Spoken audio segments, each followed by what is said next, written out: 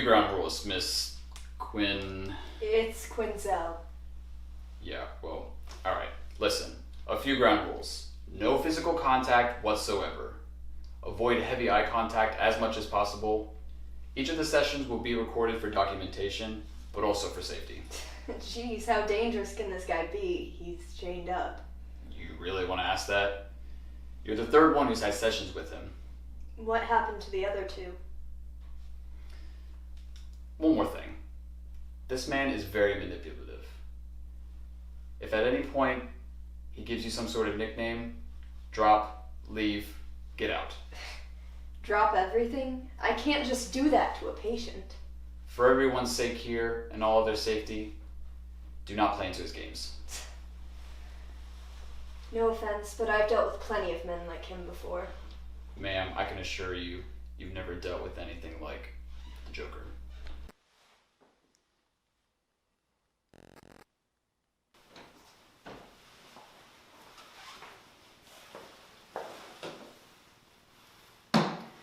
Hello, my name is Dr. Harleen Quinzel. I'll be working with you over the next couple of months. And what do I call you? Believe you heard my grandiose introduction from guard number 1 earlier. Oh, you want some more? Okay. Well, give me a few seconds to freshen up. Joker here, criminal mastermind, clown, prince of crime, the jack of all jack of trades, the king of laughs, and blah, blah, blah. Is that better for you, Toots? Quite the comedian, aren't you? I thought so once. Let's just say it didn't work out. Say, like a peppermint. Don't take that, Miss Quinzel. Where'd you even get this? Gary's a good guy. No more funny business. Honey pooper. So, comedian. Right. I started my life trying to make people laugh. You know, knock jokes, false dramatizations, props. Who did I think I was, Carrot Top? It wasn't funny. It only became funny when I learned to make myself laugh. Because if a comedian can't laugh at his own jokes, who else will? And what makes a criminal mastermind like you laugh now and then? Anarchy. Leaving people on their toes, making them wonder why you do the things you do, and the simplicity of the answer is quite comical. We do it because we can. Because it's fun. The world, you see, is a strange creature. People are running amok pretending everything is fine, but you and I both know it very much isn't. Criminals are everywhere. You think they're only on this side of the bar? Sweetie, look again. They run the polls. They run the jails. They run the hospitals. You can hardly trust anyone nowadays. People will stab you in the back if it means just a little bit more cash in their pockets. We have a society built on greed, envy, lust, sex, and everyone pretends that everything is okay because they can just put a little smile on their face and just brush everything over. But it's not okay. You all think it's a crime to be just a little bit mad sometimes. Here's the funny thing though. We are not the deranged ones. Because at least we show our true colors. We don't hide who we are. The real monsters, the real madmen are the people who live next doors. They are the ones hiding the deep, dark monstrosities. They are the ones who keep those little smiles on their faces cooking burgers for you and the kiddos. They are the ones with the deep, dark obsessions. Embezzlement, racism, rape, pedophilia. They do and take what they want because they can, and no one does a thing about it but a slap on the wrist and a sweep under the rug. You look at someone like me and you call me a lunatic, madman, crazy person, but you can't stop to look into the funhouse of mirrors you call society. Look into that, and then tell me who the crazy one is. Are you claiming to not be like the rest of society? I'm afraid your actions prove a bit differently. Oh, I'm not claiming a thing. thing, my dear. I know I'm crazy. There's no denying that. All I'm saying is there's nothing different between you and I, in God number one and I, except for the fact that I embrace my darkness. And I find it funny.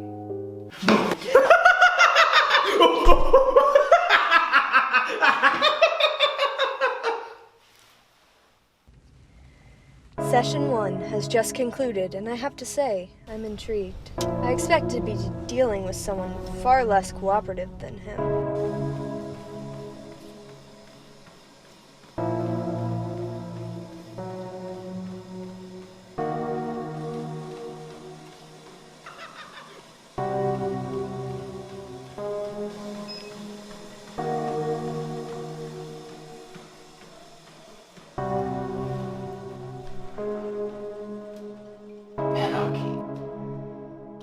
I mean, hearing all the stories.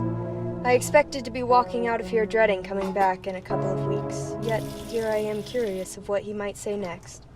He seems to have a lot on his mind, and he hasn't been able to thoroughly get it out. I truly believe continued sessions will be crucial in unraveling what it is that makes him the Joker, and perhaps even slowly reforming him back into, well, society, regardless of how dark it may be to him. If we can find that piece of him that isn't drenched in cynicism, there may be a chance to find the old man within the persona.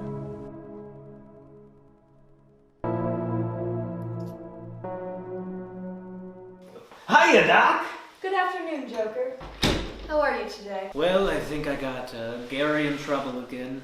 I hope they don't fire him. Nice guy. Has a wife, kids, puppy named Rosie, but I keep getting distracted by this one thing. Which is? Has anyone ever told you you have one of the most beautiful fake smiles? I'm afraid I don't quite understand. Oh, come on. You don't honestly think people are falling for that? You waltz in here with your self-made office exterior, yet you can't manage to genuinely smile. What do I have to do to get you to smile? You want me to tell you a joke? Oh, I know, I hate it. They're so forced, but for you, my dear, I would do it if it means that I get to see just one sincere smile. And let's just keep this professional, if that's okay. Of course. So, Doc, what's on the menu today? Well, I would like to dig deeper into what really sets you off, I suppose. Like a bomb? Oh, I just remembered. Oh, this nostalgia. Care to share? No, you wouldn't want to hear it. It's too gory, too intense. If you're willing to share. Okay, so you know Batsy Poo, you know Batsy. He dresses as a bat, flies around, he talks in a deep voice, thinking that it will do anything but ensure that he's fully stocked up on cough drops. Well, he has this sidekick, Boy Wonder. What is his name? Bird Brain, Ronan, Robin, that's it. Robin. So, well, Robin was just so eager to show off to good old Batsy. Now that I think about it, I think that was a new Robin compared to the last encounters. And that there's this Batsy's School for Wayward Children full of them. But that's beside the point. So Robin shows up. He was so eager to impress, and he thought he was man enough to take me on alone. So he shows up to ambush me, truly believing he will beat me. The cruel irony being that he would soon be the one to be beaten. So I tie him to this chair And forewarning, this is where it starts to get a little rough around the edges. So I tie him to this chair, and he's calling out to the Batman to come save him, and he's just sitting there helpless in this trap he built for himself. So I rough him up a bit, and a bit more, and a bit more after that.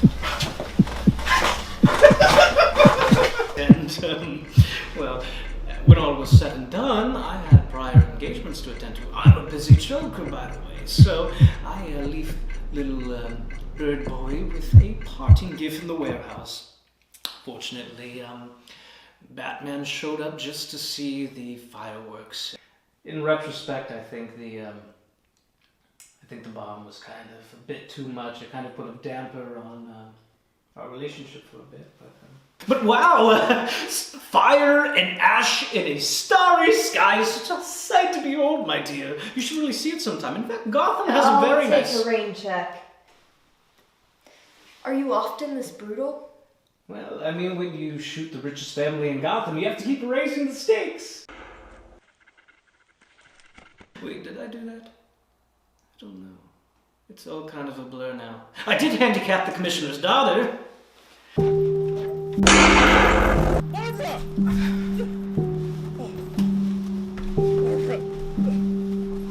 Stay away from her, you son of a bitch! Barbara, I'll kill you for that, you... Whatever happened to that shirt? I looked really good in that.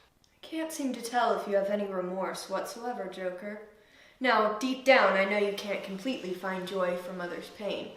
If I may, I wonder for someone who smiles so much, if you are truly happy, or if you share the same fake smile as I do. Well, Doc, cutting to the good stuff, the deleted scenes, if you will. I guess you see right through me. Truthfully,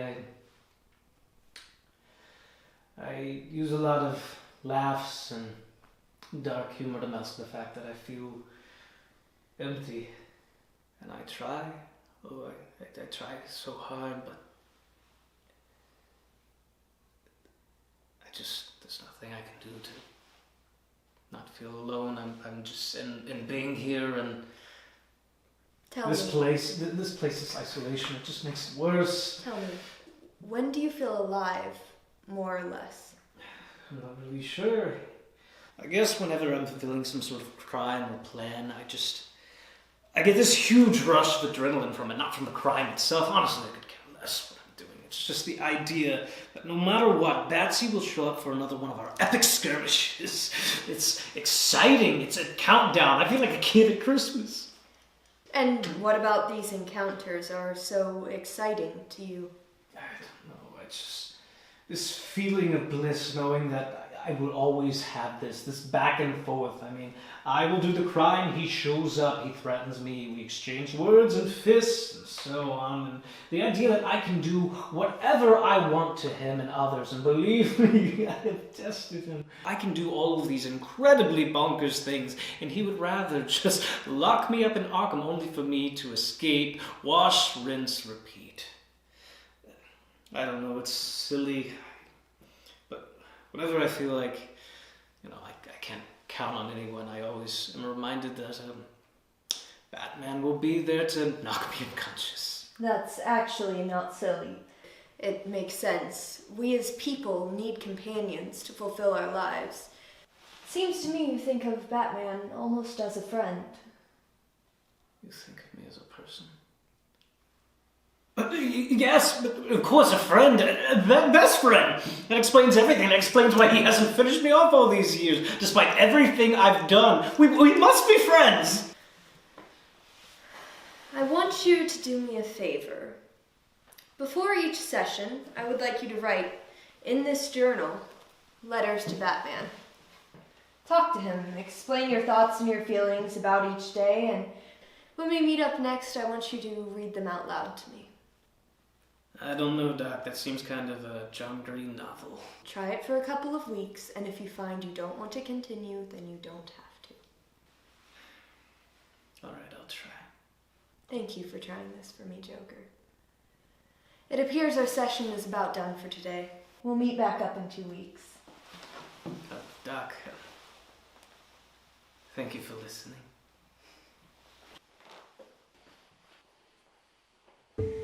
I met with the Joker a few more times, and each time felt stranger than the last. I felt we're starting to break down some walls between us both. I keep asking to see some of his letters, but he keeps insisting that they are, and I quote, far from exceeding that Jack Kerouac book, and proceeded to tell me he will not stop till he makes that book look like a child wrote it. I'm honestly surprised he knows who Jack Kerouac is.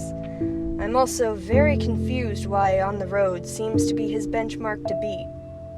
Still, the more sessions we faced, the closer I get to truly understanding. I really think we're starting to get somewhere. We're growing a bond over these sessions, which hopefully means more and more of these walls will break down. I'm just uncertain what walls they will be. You know, I never really wanted all of this life. Being a psychiatrist. I used to have big dreams. You know, there were times I thought I could be a singer or something, or a gymnast. I actually got my scholarship from that. It's funny, when I was younger, I used to dream of running away to the circus and finding all those things I'd been searching for my whole life through the crowds. Psychiatrist? I never really pictured. And it's crazy to think that my life put me down this path for some reason. I'm sure I used to have a lot of reasons, but I'm not even sure I know them all anymore. Singer, huh? What are you singing? It's stupid. Oh, come on, tell me. You're gonna make fun of me, but I used to be really into folk music. I'm gonna be honest with you, Doc. That is kind of a shocker. You struck me more as bubblegum pop. How dare you! Just because I'm blonde doesn't mean I instantly listen to bubblegum pop, okay? Look, my grandfather got me into it, okay? He would strum out some songs and we'd both sing along, and that was the highlight of my childhood. Cute. I take it family is very important to you. I wish. One of the reasons I did become a psychiatrist was because of my family. My grandfather died when I was 9, and nothing was ever the same again. My father got cold and uncaring, and my mother let him. When she finally got the courage to get us both out, she just faded into her old ways with every other guy she brought home. And I kept wondering why she kept letting these types of people back in her life, back in our lives, and I couldn't make sense of it. So I took my scholarship and I majored in psychiatry to make sense of everything. And after a while, it did make sense. That's all she knew. My crumbling father took out his sadness and anger and alcohol-induced rage out on us for so long, and that was such a normality in our lives for so many years that nothing else felt normal. Sorry, that got dark and depressing. Doc, do you know who you're talking to? It's funny, I'm a psychiatrist, but here you are listening to me talk like it's the other way around. I like listening to you talk. I like talking to you too, Joker. You know, I haven't really told anyone about all that before. Oh, well, aren't I special? I guess we have created sort of a safe space for each other in these sessions. I promise you, Doc, you will always be safe with me. Starting to wonder if we've misjudged this man. Yes, I said man. The Joker moniker is a deep persona he's built to mask all of this pain and deep sadness he's carried on his shoulders for so long. His crazy antics seem to just be a ruse for much-needed attention. Attention that very well could have never been given to him. I see a man who's been lonely his whole life. He wants friends, family, he needs them, and he acts out in ways hoping to recover what he's lost and to finally matter to someone. Even if it is in the worst way possible. I've been working a lot lately, trying to find the root of his so-called madness. His fixations with the Gotham vigilante known as Batman suggest a sense of stability in his life, something I believe has been lost since childhood. It's early to tell, but I truly believe that he can be rehabilitated with care and nurturing.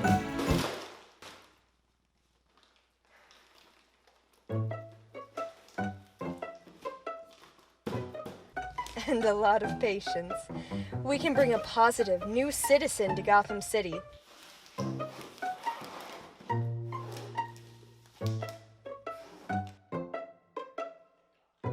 He has recently stopped referring to himself as Joker and has been asked to be called by another name. I, for one, see progress in this new identity. Come on, Mr. J. You knew we had a deal. Oh, do I have to? Yes. It's just, this writing, it's so hard. Expressing, I don't know, Doc. Just give it a try. The last few weeks I've been reading what you write. It's very good. You're lying. I wouldn't lie. There's a passion behind all of it. Just give it a try. Alright, fine. But don't you publish these, or else I expect cut of the pay. I won't, but okay. With interest.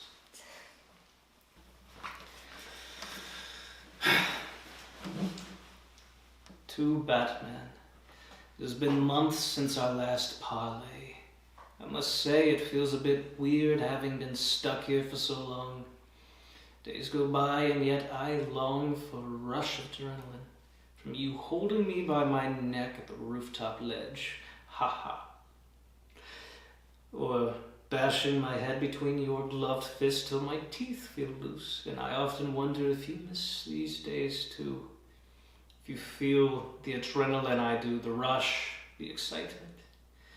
Then I wake up and realize you don't. You can't. Because there will always be criminals to chase down when I'm away. I always heist, prohibit, heads to bash in. And I'm not special. I never have been. I'm still working on it. How they say, writer's block. But I don't know, it's hard.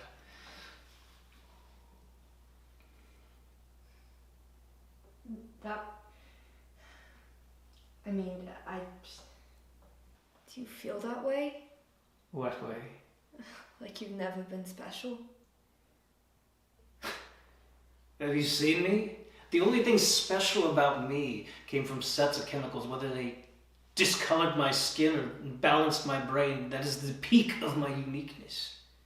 Well, if it's any consolation, I think you're plenty unique, Mr. J. You're intelligent and funny, and you seem to have a way with words. Maybe being a novelist could be in your future. As if they're never gonna let me out of here. I'm gonna rot in here to the end of my days. No one is gonna see me as anything more substantial than the Joker. You never know. You might surprise some people. Just give it time. Maybe we can find someone to represent you when the time comes. No amount of money or time is gonna get me the lawyers that I need. But thank you. You're the only person I can count on to make me feel like I'm not a freak. That's why I'm here. You make me feel like I can be better. You know, you're a good doctor, Harley. Actually, it's Harleen. You don't say. Are you sure? I think I know my own name, Mr. J. That's so weird. I thought you've been saying Harley this whole time. I've been telling the boys that my Dr. Harley has been helping me work some things out. I apologize, do you think I could maybe keep calling you Harley? I mean, just because I thought I heard you say that the whole time, so it would just be easier. But if it's not, that's totally okay. I will do my best to... If it's easier, you can call me Harley. Okay. You know, I really like that name, by the way. Harley. I thought it was so pretty since I, initially misheard you saying it. Harley, like a harlequin. I should get going. Our time's about up for today. I'll be back tomorrow, okay? See you later, Harley. Goodbye, Mr. J.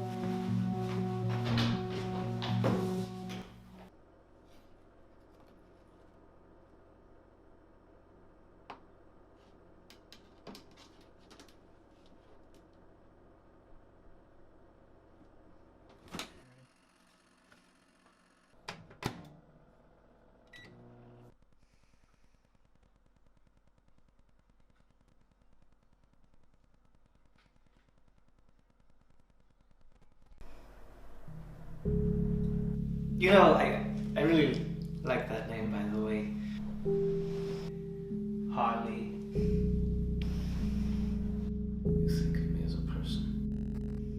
The world, you see, is a strange creature. There's nothing different between you and I, and God number one and I, except for the fact that I embrace my darkness.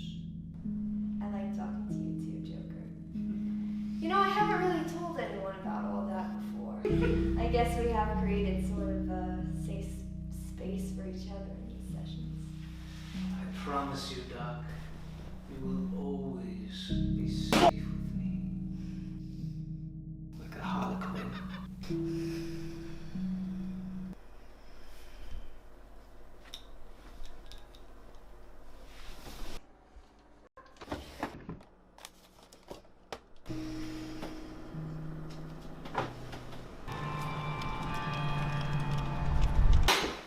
Hiya, Harley. You're early. Did you want to get some more time with Mr. J? Shut up and hurry. Wait. I snagged it off one of the guards. What? Every guy likes a woman in red. We gotta make this quick. Pretty soon they'll figure out something's up. Why are you doing this, Harley? I mean, you're risking everything. I believe in you, Mr. J. The world may think of you as this diabolical monster, but I know there's more to you than that. There's good in you. There's love in you. I've seen it. I felt it. It's wrong on so many levels, and it goes against everything I ever promised myself when becoming a doctor, but I care so much about you. You make me feel special, and for the first time in my life, wanted. And I'm not gonna let you sit here and rot away knowing the real you. I know if we're gonna show the world who you really are, we have to give you closure with him. You two need to talk about this. I don't know what to say, Harley. Thank you. Don't thank me yet. Let's get you out of here first. Okay, Puddin'? Oh, excuse me, guard number 2. You see my stapler? Oh, wait. I think I found it. It's right here.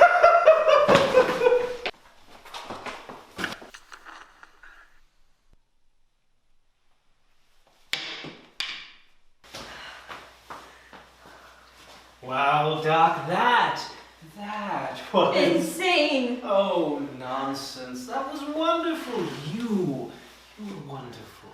I don't feel wonderful. You did what you had to do. Plus, you can't deny it was a little exhilarating. I mean, my heart is still racing. I guess it did give me kind of a rush. Us together fighting off those guards, it was like, I don't know, like we were meant to do this. What am I saying? No, that's crazy. We had to do this. We have to show the world that you can be saved. Oh, Harley. Not we. I have to do this. And only one of us can get out of here. What are you doing? Fulfilling my destiny, I hope you understand. Not personal. And that's step 5. Boop. You used me? All of this, everything, it was all a lie? No, I didn't lie. Sure, I might have pumped up the extensions of the truth a bit, but I meant everything I said. You've made me feel and think things that I haven't felt and thought since I can't remember. But guards are coming, and there's no way both of us are getting out of here, so one person has to step behind. Mr. J, how can you do this to me?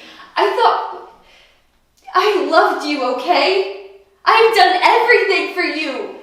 I mean, we were supposed to make it out of here together, be a team.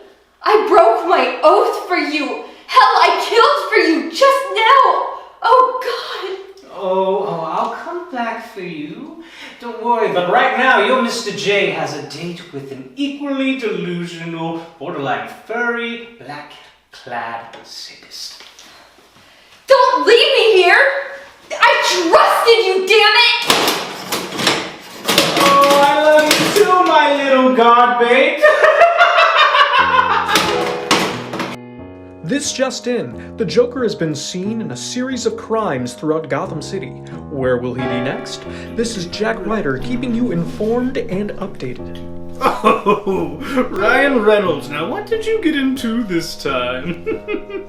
Oh, what a character! Ow! Hey! No.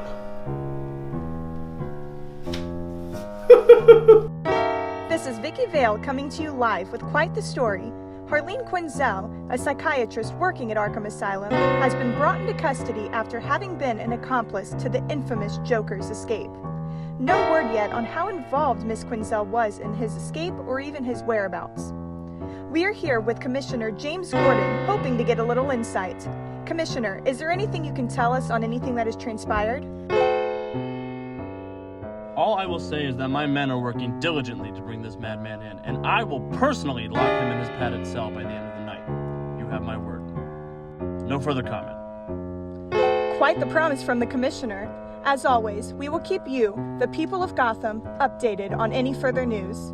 This is Vicky Vale, signing off. Outrage in Gotham as the Joker still runs rampant. Where will he be next?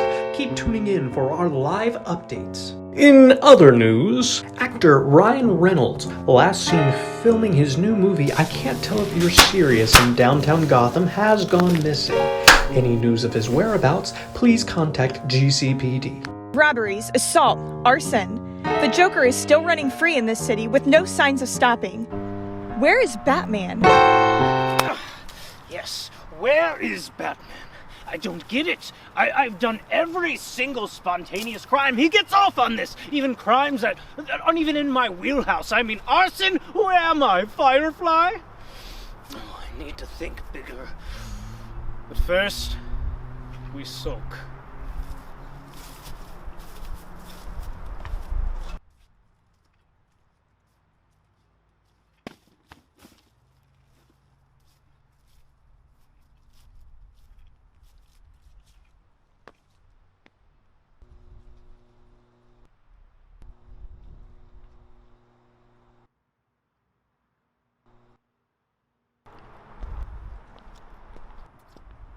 Gotta think bigger.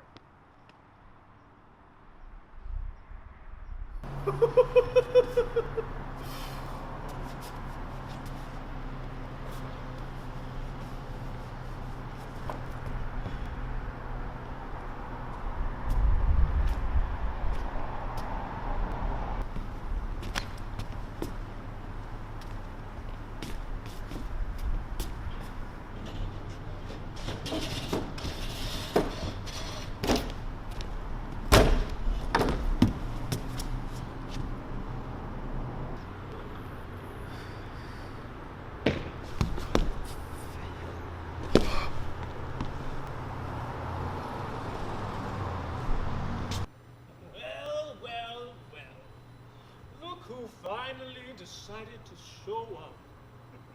I have been trying to get your attention all day. What were you doing? Holding auditions for the next Boy Wonder?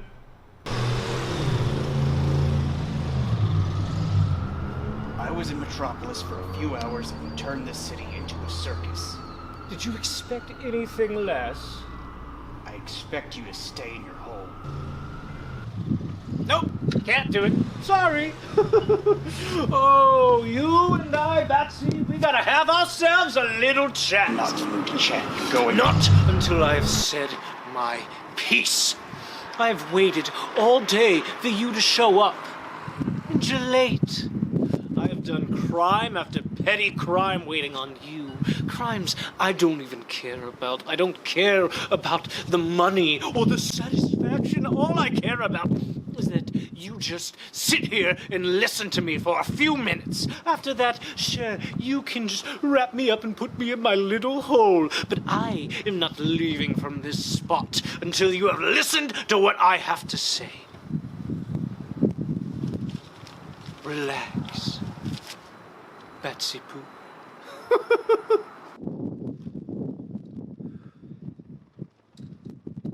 To Batman. It has been months since our last parley, and I must say it does feel a bit weird having been stuck here so long. Days go by, and yet I long for that rush of adrenaline from you holding me by my neck near a rooftop ledge. Ha, ha. Or bashing my head between your gloved fists till my teeth feel loose. I often wonder if you feel the same adrenaline I do, the rush, the excitement, and then I wake up. And I realize you don't. You can't. Because there will always be criminals to apprehend when I am away. Always heists to prohibit, heads to bash in, and I'm not special. I never have been. But to you I am. Without me, you are stuck in a world of men flipping coins or cheap-tailored suits with novelty umbrellas, really useless, petty crimes that bring no real danger to anyone in this city. Crimes that the boys in blue can handle without you. But not me. Not me. They need you for the real nightmares, the real monsters. I've taken from you. I have pushed you to the edge of wanting to break that one moral code you hold so dear. Time and time again. And yet, here we are. Nemesis.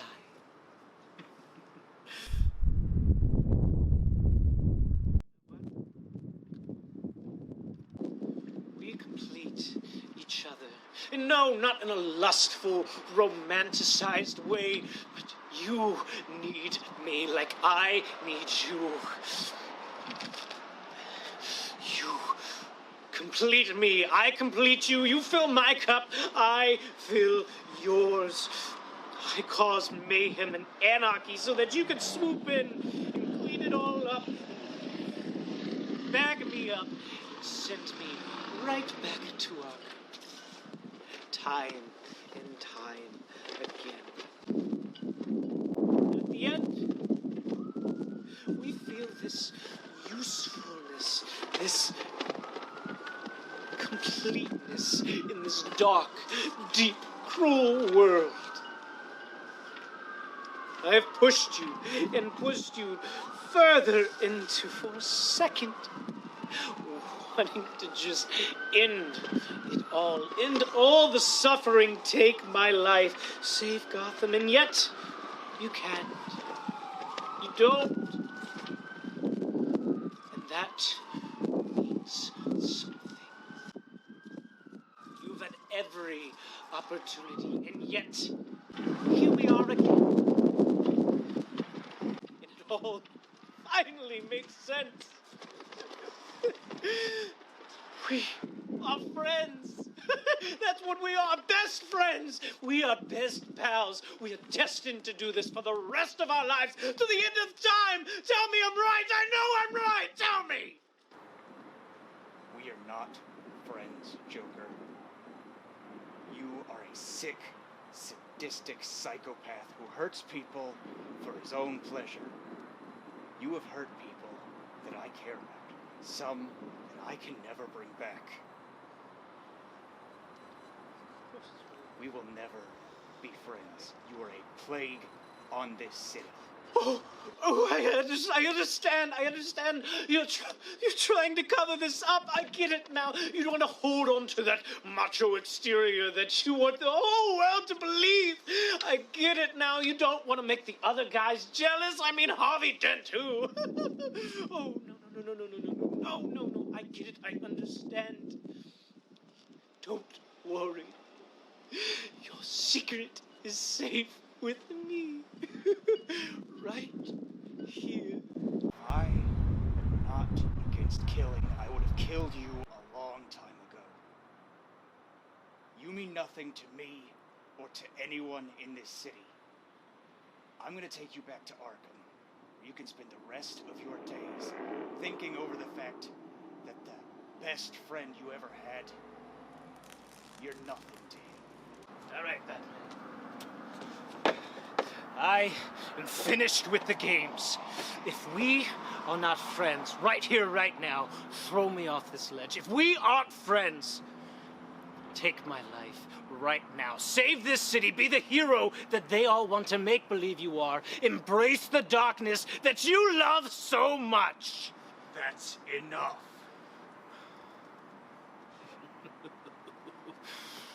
Oh. Do it or I will. You're sick. You need help.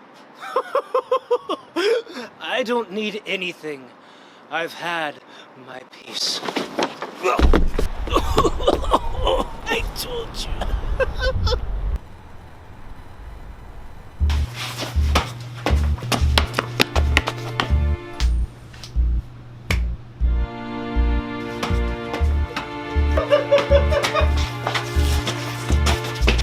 Welcome back, Button! Did you miss me?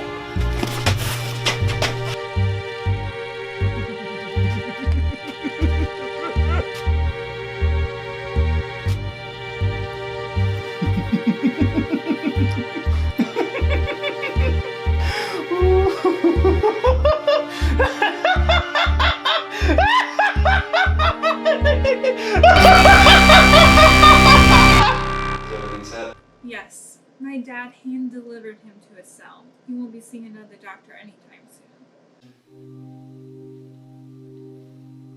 Good. The last thing we need to worry about is that man running loose. Bruce, what happened tonight with him? He was acting a bit different than normal, if there even is normal with him. My dad said he even went willingly. He said he had the biggest grin on his face the entire time. I mean, for him, even for him, that's a little bit odd. We don't need to worry about him anymore. We can focus on more important things like this Royal Flush gang. I understand.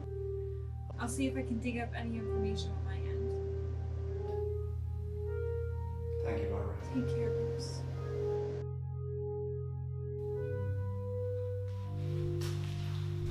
Master Wayne, this was left on the porch for you. I have yet to open it, but it looks like something we may want to devote our attention to.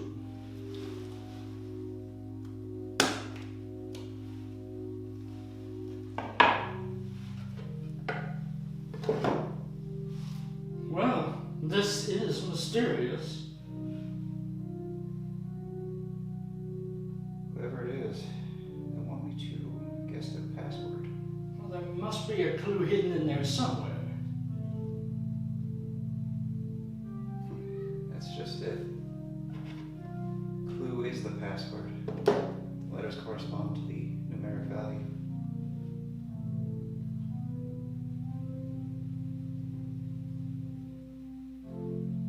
Hello? Damn, is this thing on? This thing recording? Ah, here we go. Good evening, Mr. Wayne. Or shall I say, Batman? Did he? Oh, yes, I know your identity, Mr. Wayne. It does not take a genius like myself to figure that one out. Orphaned boy, filled with anger and rage, disappears for years and returns suspiciously around the same time as the Batman's arrival in Gotham City. It is trivial, Mr. Wayne, at best. And no, I'm not planning to disclose your enigmatic indulgence into the world of vigilantism. Why would I expose the world's greatest riddle to that of mere mortal men? They aren't worthy, nor are they deserving of the answer. But I digress, Mr. Wayne. I hope you are enjoying this day of love and harmony. Because soon, Gotham City will be sequenced into agonizing pain and hurt. The red death of your anger will hood this city into darkness forever. You are the only one who can put a dent in my plans and stop this by solving my riddles. It's time for you to earn your title of the world's greatest detective. You'll be hearing from me soon, Mr. Wayne. Master Wayne, it would appear this man is taunting you. Not taunting, challenging. He's a megalomaniac who is so used to being the smartest man in the room that he wants praise for it. There's just one problem. What's that, Master Bruce? He's never been in a room with me. I'm going to scan the box, see if we can figure out who this is or what he's trying to do. Well, Master Wayne, try and get some sleep. You've had quite the day. I'll be fine, Alfred.